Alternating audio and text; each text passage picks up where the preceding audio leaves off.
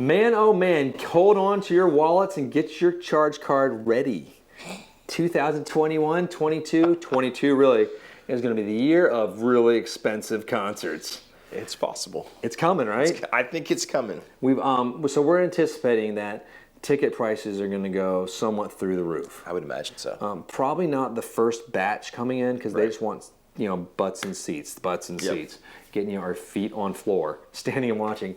But we've already seen the festival lineups have been announced.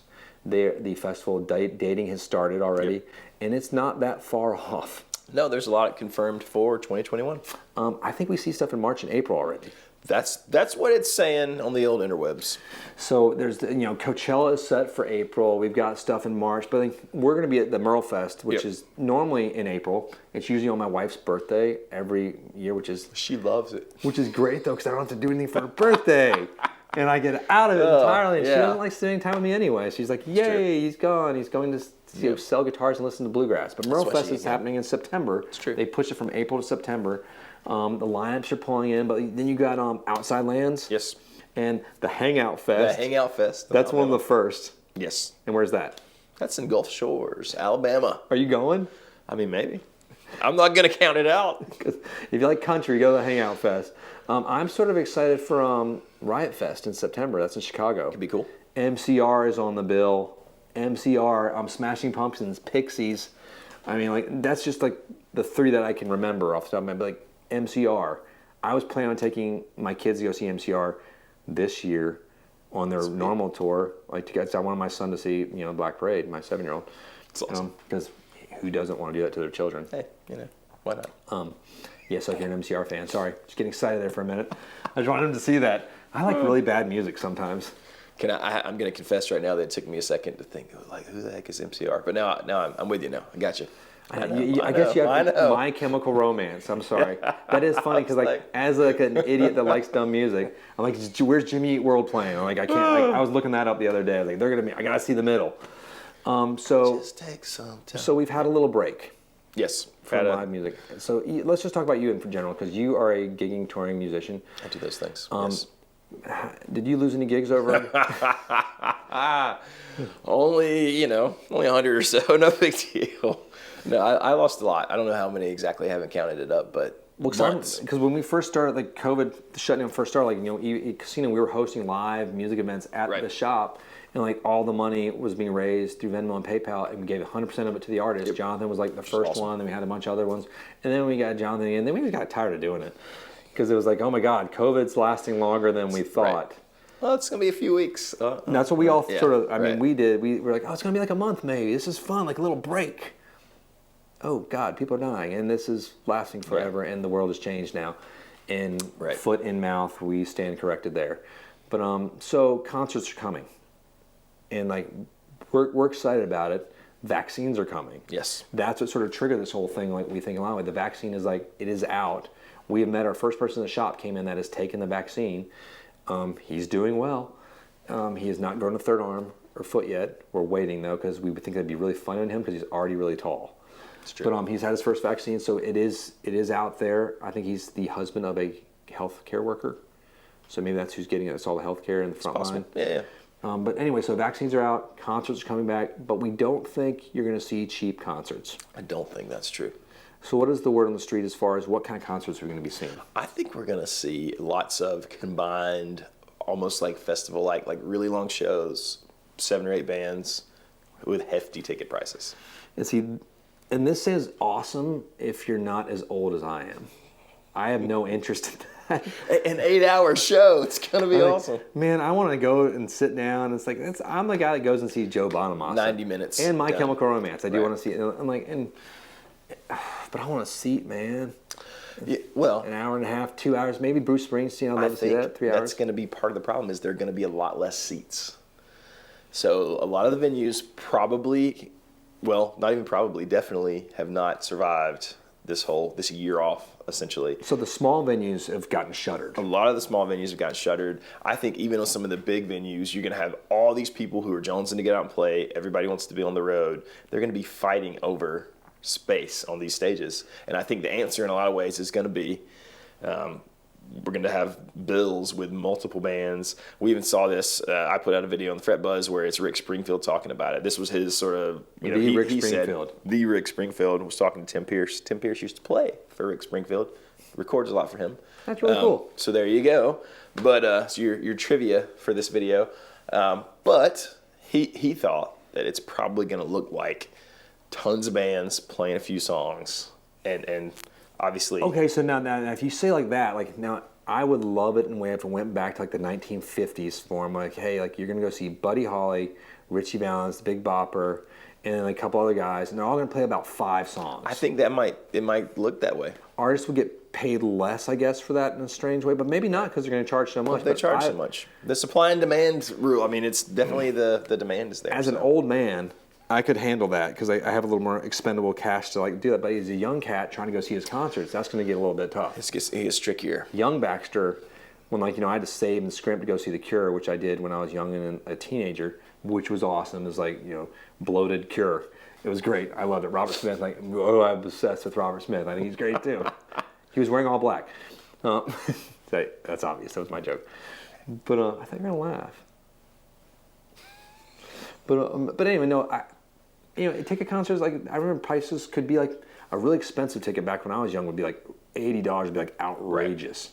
Right. Like 80, like now you see some for 50 maybe but maybe a $30. I remember paying to go see I think I saw the Connells for like $10 at like a big outdoor amphitheater. Nice. The Connells. Anybody knows the Connells? Shout out to that. 90s superstars. Woo! But no, I think we're gonna see like a $500 ticket prices. I think it could be coming to that. Because not Merle, but Epicenter when that came here, what was that like $100 something a day? Yeah. Yeah, maybe was it $80 or $100 a day? I don't remember. I feel like you could do the whole thing for $300, right? Yeah, there was tiers. You could maybe it was a 3-day thing, maybe $300. Yeah. But then you could buy the tiers. You get in the special drinking rooms, VIP stuff, and all the VIP. So you get to go in this plot of dirt that is deemed for the people with more money. The important people, very important people. It's almost like socioeconomics in a micro version of well, this one has a little more money, so you get to go to a nicer place. It's fun. You can see it. You can see this at your Headbangers concert, and that's where I think Bush was playing there, Tool was playing there. It was a great concert. And then half the great shows got canceled because of a rainstorm or something. If you're Tool, you play through a rainstorm. Judas Priest. What's a little electricity? They didn't play. No big deal. The Judas Priest not playing through lightning and thunderstorm. So do you think there's any chance of it backfiring on artists and venues if they raise those prices too much? At what point do you think fans are just like, well, we did really want to see live music, but screw it. We're not paying that. I think there's a huge chance of that. Yeah. And I think the thriving, beating heart of concert is young people. Yes. And if you can only have... I've been to Joe Bonamassa shows. They're wonderful, but it's all 40 and up white men and a couple of their wives in the audience. And that is not what you want to see at some of these younger concerts. Right. You don't want to see that. Even like some of the statesmen of rock and roll, they still when you go see a Red Hot Chili Peppers show, you don't want to see just all old white. You want to see the 19, 18, 15-year-old kids. Yep. And 25-year-old giant men moshing, right? And because they're recording a record right now, and they were slated to have a tour. So hopefully that will be a tour of 2022. We hope. Who doesn't want to see the Chili Peppers with Frusciante back in action? It's every time he comes back. Yep, it's a big thing. So I think it's a good question. What are your thoughts on that? I just hope they find the balance. I think there is a balance to be found. Hopefully, logic prevails and not When you said the balance, I was like, all I was thinking is the Mandalorian, because I feel like that's the balance of the right Star Wars. Like everyone likes that. It is. Where all the last movies, everyone's confused. Child. Yeah. No, it's good. But I haven't seen the Mandalorian yet. You haven't? Footnote. I'm waiting. Shh, don't. I almost said too much then. Don't say too it's much. really good. You need to watch it. I will say there is a way to not pay crazy ticket prices. What? Go see local music when it comes back. Oh wow. That was a neat little plug there. I wasn't expecting that. I thought you were going to say stream it, or you can get the 3D glasses and you feel like you're there. Yeah, just go see the dude who plays at at your local wine bar, or the dive bar down the road. Go see him. They would be thrilled. Yeah. You can go see yours truly, Jonathan, all the at time. the local wine bar. It's the best kind of mediocre. You'll love it. At Pat's Dump Shack. That's you right. You can go see him playing there on Tuesday nights, 3:30. Get all the wings you want, 25 cents a wing. I made that restaurant, but I think Pat's Dump Shack. No, my favorite. I'd play there. They'd book me. My favorite restaurant that closed, I thought was the greatest name. It was like, and you're going towards 74 to go to the mountains. It's right outside of town. The Garden of Eden. I think it's the best name. It's covered in vines. Isn't that there though? And it's right out of like West End and like Seven Lakes. It's right outside Seven Lakes, going west. Sounds amazing. The Garden of Eden. So if you're thinking about opening up a restaurant out there, it's available. The name is available. Use hilarious. Take the Christian mythology, the Garden of Eden. I loved it. It didn't make it. Buffets didn't do too well during COVID.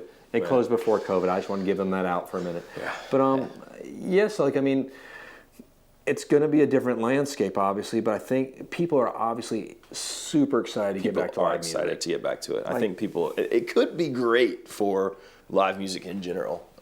It could be a really cool thing because people are so starved for it. I mean, we think 2022 realistically is going to be the year of epic concerts. The tours, assuming this vaccine is out and thoroughly traveling through our systems, and like people have been somewhat intelligent throughout the past year, and like we've gotten this thing under control.